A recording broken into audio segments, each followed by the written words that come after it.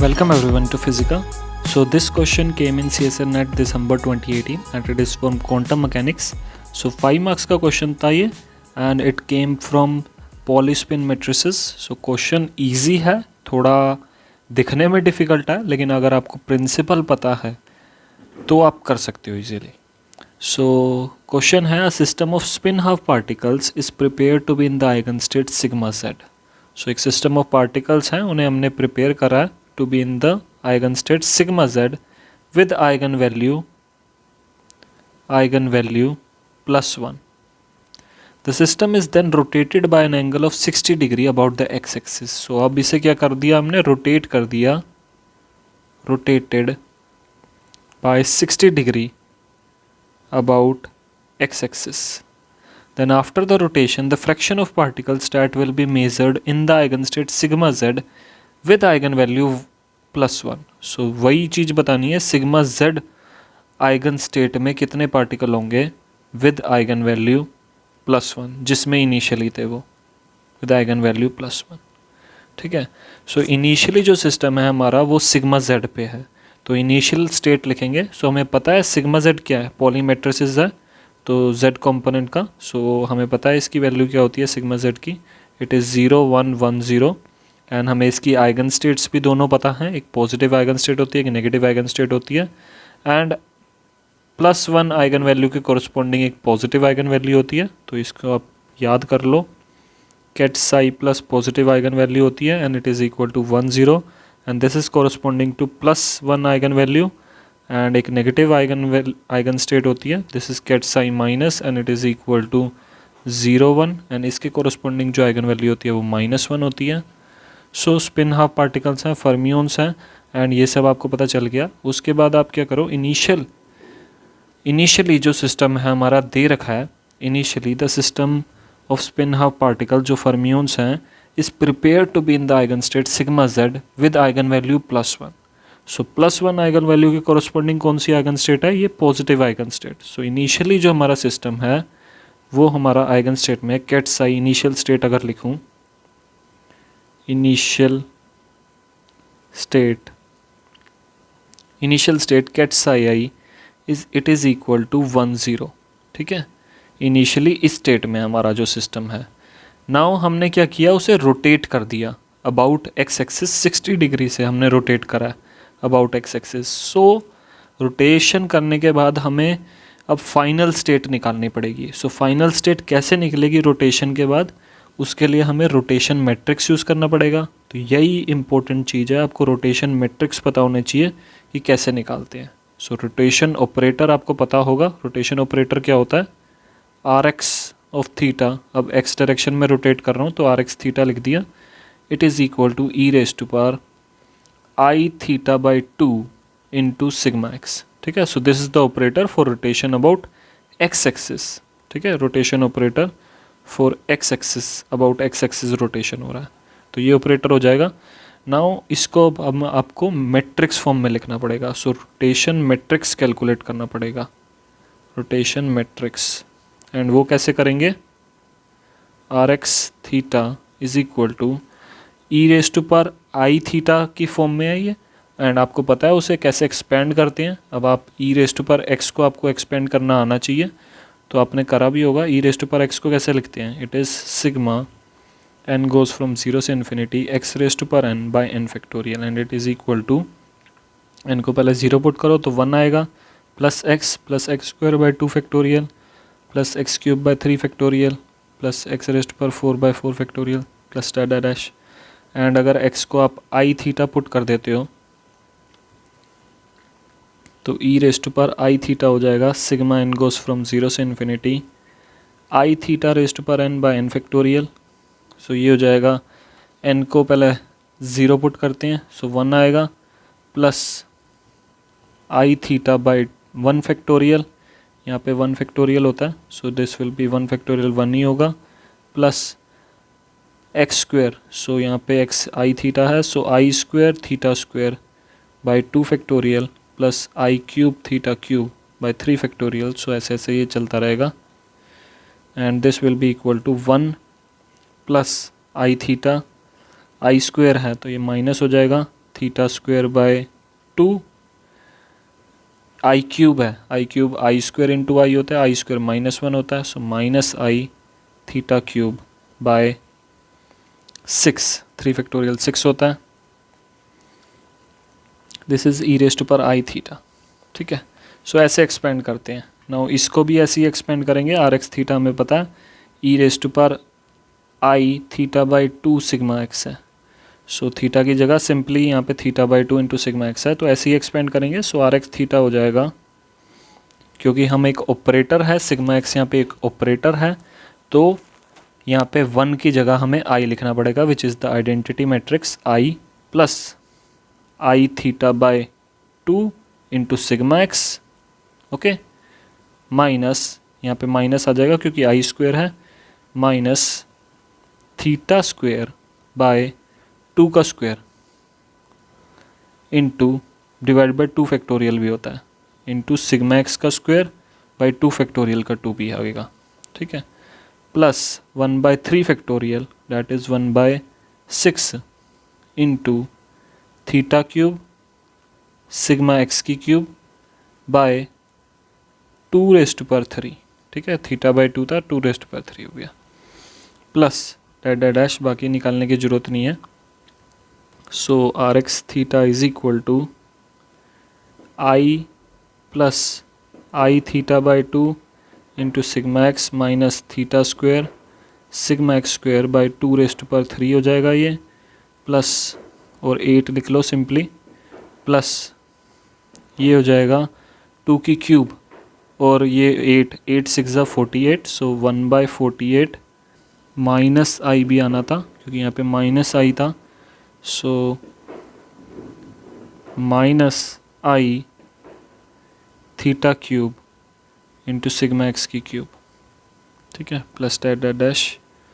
Now R x theta is equal to, अब i को identity matrix लिखते हैं, अब सिग्मा एक्स को भी और इस सबको भी मैट्रिक्स की फॉर्म में लिखते हैं। सो आई को हम लिखते हैं 1 0 0 1 2/2 मैट्रिक्स में, प्लस आई थीटा बाई 2 बाहर कांस्टेंट है, एंड सिग्मा एक्स है 0 1 1 0 minus this is minus theta square bye 8 sigma x का स्क्वायर, सिग्मा एक्स का स्क्वायर करोगे तो आइडेंटिटी मैट्रिक्स से आता है क्योंकि सिग्मा एक्स स्क्वायर 1 नहीं होता है, तो 1 0 0 1 प्लस आई माइनस है यहाँ पे minus i theta cube bye 48, and ये हो जाएगा अगर सिग्मा एक्स की क्यूब करोगे तो 0 1 1 0 सिग्मा एक्स के इक्वल ही आ जाता है, प्लस डैश। सो ये इंक्रीज़ करता जाएगा। अब आप इसको क्या करो कि एक कॉमन मैट्रिक्स की फॉर्म में लिख दो। सो इस डिजिट में क्या क्या है,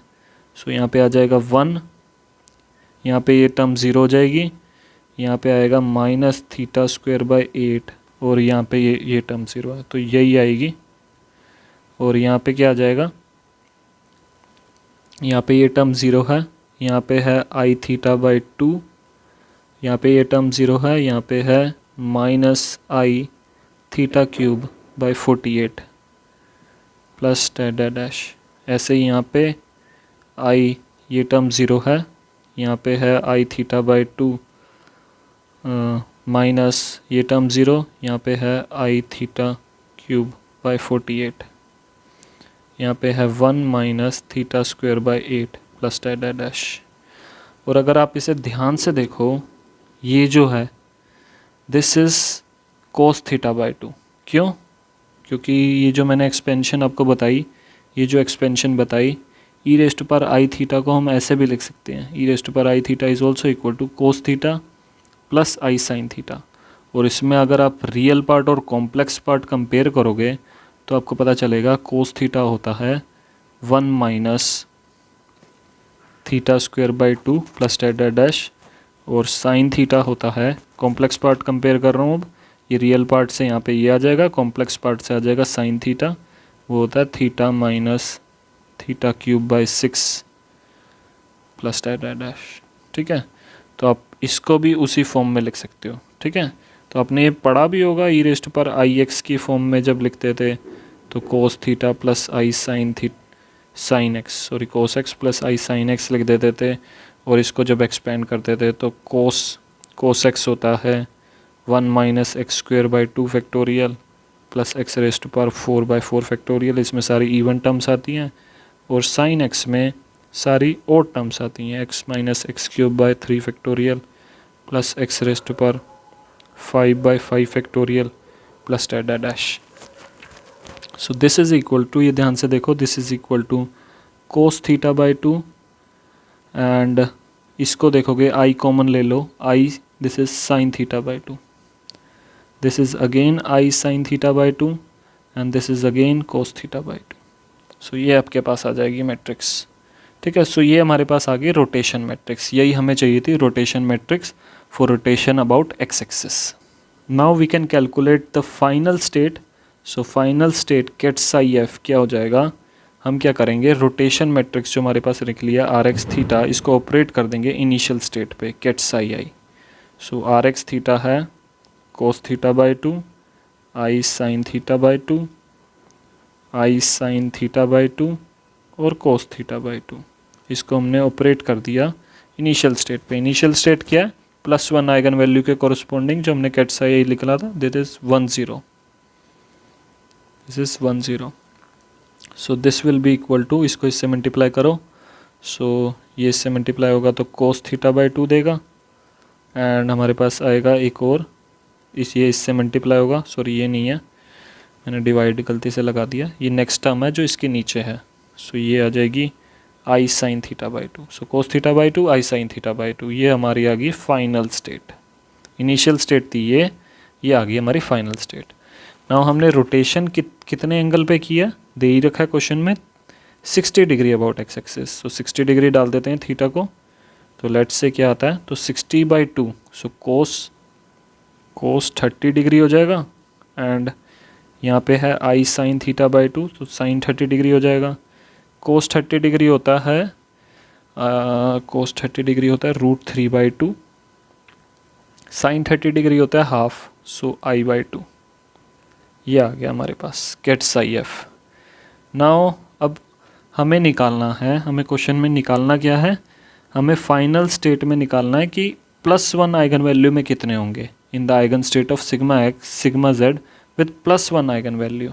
सो +1 आइगन वैल्यू मतलब इस स्टेट में, इस स्टेट और इस स्टेट, तो हम क्या कर सकते हैं, इसको एक लीनियर कॉम्बिनेशन में लिख सकते हैं इन दोनों स्टेट्स में।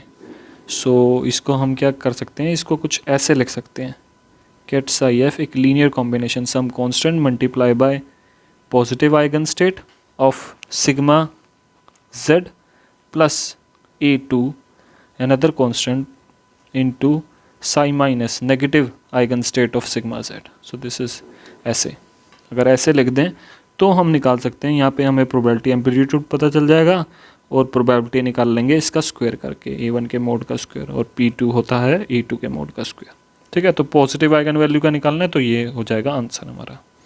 तो कैसे लिख सकते हैं इसे, गेट्स आई एफ है √3/2 एंड ये है I/2, so gets i F हो जाएगा √3/2 को बाहर लिखते हैं और गेट्स आई प्लस होता है 1 0, तो 1 0 लिख दिया, ठीक है, प्लस I/2 बाहर ले लेते हैं और अब लिखते हैं 0 1, ये हो गया गेट्स आई माइनस। सो ये है गेट्स आई प्लस, ये है गेट्स आई माइनस, ठीक है। तो इजीली लिख दिया ऐसे ही, इसको मल्टीप्लाई करोगे तो यही आएगा, ठीक है। तो इसको ऐसे ऐसे लिख दिया, इसके कोरस्पॉन्डिंग +1 आइगन वैल्यू होती है, इसके कोरस्पॉन्डिंग -1 आइगन वैल्यू होती है। तो हमें बताना है probability of finding the particle in the eigen state sigma z with +1 eigen value. So इस स्टेट में कितनी प्रोबेबिलिटी होगी, सो इस स्टेट में कितनी प्रोबेबिलिटी होगी, ये प्रोबेबिलिटी एम्पलीट्यूड है इसके मोड का square, so probability will be equal to A1 के मोड का square, that will be equal to √3/2 के मोड का square, so this will be equal to 3/4, so probability आ जाएगी 3/4। सो ऑप्शंस में दे रखा होगा, डी ऑप्शन दे रखा है 3/4, ठीक है। अगर बोलता कि प्रोबेबिलिटी बताओ -1 आइगन वैल्यू में कितनी होगी, सिग्मा जेड आइगन स्टेट में ही -1 आइगन वैल्यू में कितनी होगी, सो -1 आइगन वैल्यू में प्रोबेबिलिटी निकालोगे तो दिस विल बी इसके मोड का स्क्वायर, सो I/2 का स्क्वायर का मोड कर दो, that is p is equal to ये 82 का स्क्वायर है, ठीक है, तो i/2 के मोड का square, so that will be i²/2, so i²/4 हो जाएगा, एंड i² -1 होता है तो मोड लग के वो 1/4 हो जाएगा, क्योंकि प्रोबेबिलिटी पॉजिटिव ही होनी चाहिए तो इसलिए मोड लगाया था मैंने बाद में, ठीक है। तो ये अंदर जाके, ठीक है, a1 का स्क्वायर का मोड है, ठीक है, क्योंकि मोड लगाना ज़रूरी है क्योंकि प्रोबेबिलिटी हमेशा पॉजिटिव होती है, ठीक है। तो क्योंकि i² करोगे तो -1 हो जाएगा, तो प्रोबेबिलिटी नेगेटिव तो नहीं हो सकती, तो इसलिए मोड लगाया मैंने। सो प्रोबेबिलिटी आ जाएगी यहाँ पे 1/4, ठीक है। तो -1 आइगन वैल्यू के लिए पूछता तो 1/4 हो जाता, सी ऑप्शन। एंड आप देखो टोटल प्रोबेबिलिटी अगर आप देखोगे, so this is equal to 3/4 + 1/4 is equal to 1, तो ये सेटिस्फाई भी कर रहा है, मतलब आपने क्वेश्चन सही किया, ठीक है। सो इजी क्वेश्चन था, ज़्यादा डिफिकल्ट नहीं था, आप कर सकते हो एग्ज़ाम में, अराउंड 5 to 10 मिनट्स में इजीली हो जाएगा अगर आपको स्टेप्स पता है, ठीक है। So thank you.